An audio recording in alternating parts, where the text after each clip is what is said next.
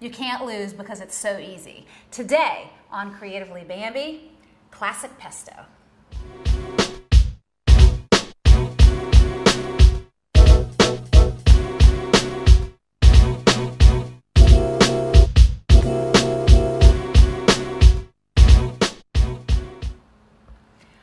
When you're making pesto, you only need a few simple, fresh ingredients. It's so easy to do, like I said. Let's get started and I'll show you everything you need. First, you're gonna need extra virgin olive oil.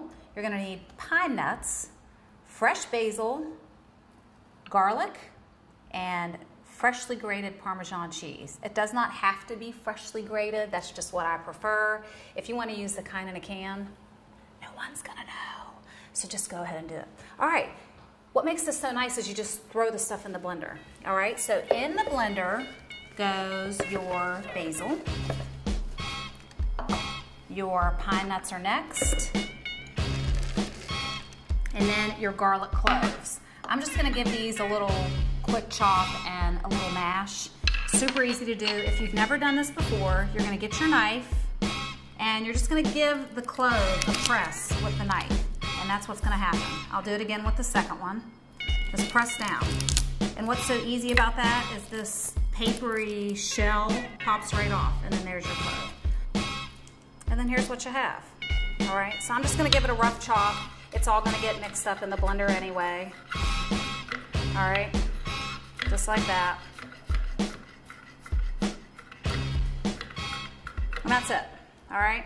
So we're gonna throw that in the blender. Just like that. We're gonna drizzle on our extra virgin olive oil,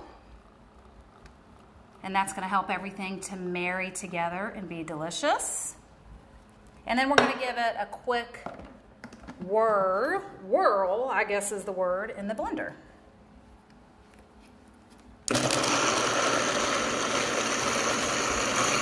This a few different times and giving it a few scrapes inside the blender to get it to this consistency. And you can also do this in a food processor. Whatever you have on hand is definitely what works. Not a mixer, because it has to get mixed together very well, and the pieces need to be chopped up really, really small. So the last step is your Parmesan cheese. You can use Parmigiano Reggiano.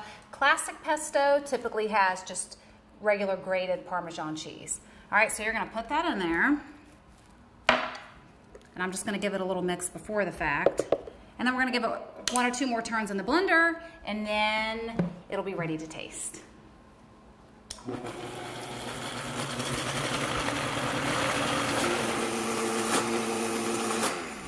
All right, pesto is mixed and perfect and ready to go. So I'm just gonna put it in its little bowl here. And I'm gonna show you the way you store this. Now there's different ways that you can store it. I prefer, if I have extra left over, to put it in the freezer.